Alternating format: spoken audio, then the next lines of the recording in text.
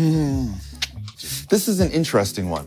I'm sure we've all been in this situation before when we have a pretty sloppy guitarist, but they expect us to make them sound like Jeff Loomis. Well, by the end of this video, you'll have an upper hand on getting clean takes out of a lackluster guitar player. So what's happening, fam? Miami here with JST, and I made a SonarWorks joke in my last video and got this comment from someone that didn't think it was all that funny.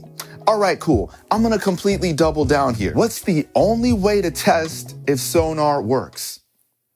You go underwater and push the sub button, which is exactly what I need all of you to do right now. Hit that subscribe button and notification bell to be notified when I clap back at people in the comments. My transition game is still crazy. Don't ever come at his transition game. That was fire.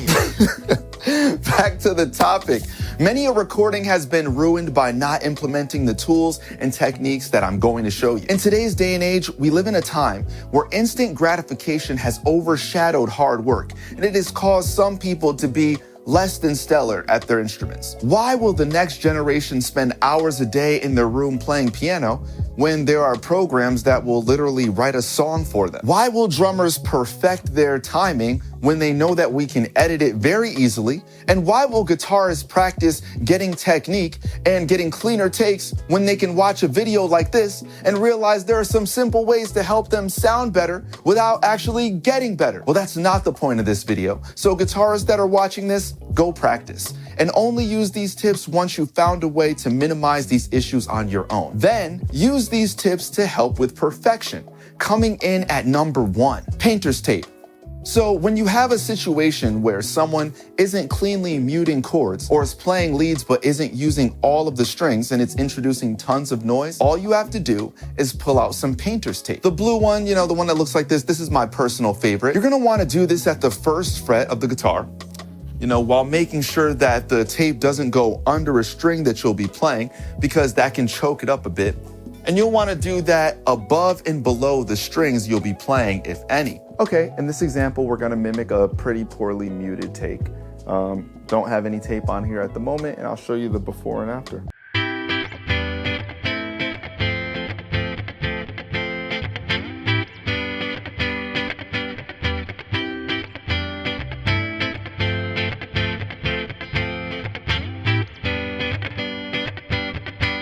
So yeah, typically on this, what I would do is I'll tape down here on the strings that aren't being used.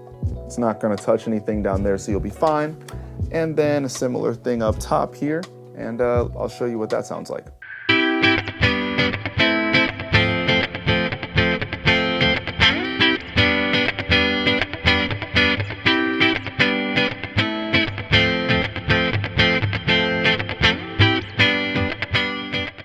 Coming in at number 2, GRUVGEAR FRETWRAPS. So at this point, you've taped up the unwanted strings, but you can still hear ringing and overtones coming from the guitar, particularly the strings above the nut. You hear that?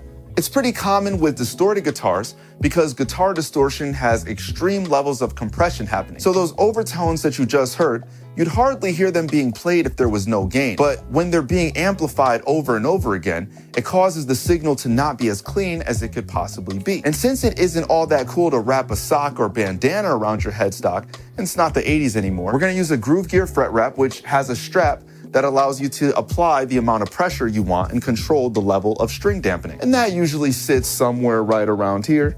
I like mine pretty tight when I'm doing leads and a little bit looser on the rhythm stuff. So yeah, once again, that sound.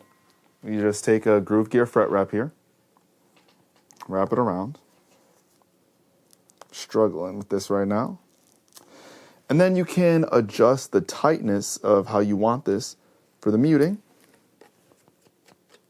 We no longer hear that, so when we play distorted riffs, it'll be a lot cleaner. Next up, we have number 3, recording riffs at a slower tempo. So we've gotten rid of the noise from the strings and the overtones from above the nut, but the person still can't play it at the proper speed. It is time to slow down the tempo so they can actually play the riff, and then we're going to time stretch it to be at the proper tempo of the song. There's a mathematical way to figure this out, and you can use the playback rate to automatically do this in Reaper. Hey, there's no rules. I just don't edit in Pro Tools. It should be easy enough to figure out in warp mode though. A lot of people call this method cheating, but hey, sometimes we just gotta do what we gotta do to get the project finished. Number 4, riff building. If you're in the metal world, you already know what this is, but just in case you don't, riff building is the technique that you use to track a few notes of a riff at a time, grid it, and edit it, compile it into a cohesive tape. This is extremely popular in tech metal and metalcore because it's almost impossible to play these riffs sometimes unless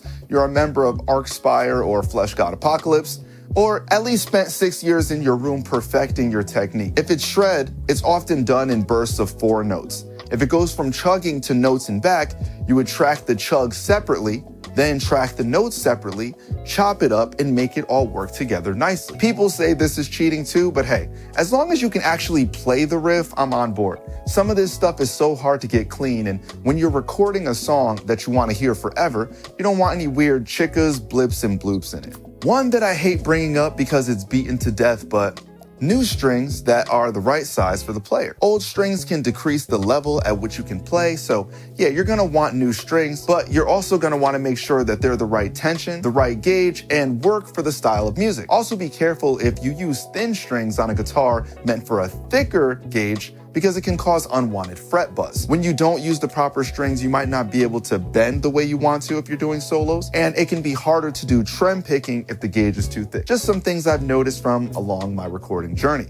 So let's go over all of this one more time. Painter's tape, GRUVGEAR FRETWRAPS, recording riffs at a slower tempo, riff building, and proper new strings. With all of these techniques combined, you will at least be able to get usable takes. It shouldn't have to come to this though, guys. But we're in desperate times, and desperate times call for desperate measures. We aren't always going to get top-of-the-line guitarists sitting in the chair tracking, so we have to do what we're gonna do as problem solvers to make it sound like how they're hearing it in their heads. I'll catch you guys next time, and if you want me to continue roasting people, leave it down in the comments. If you're an engineer on the come up, give this video a thumbs up.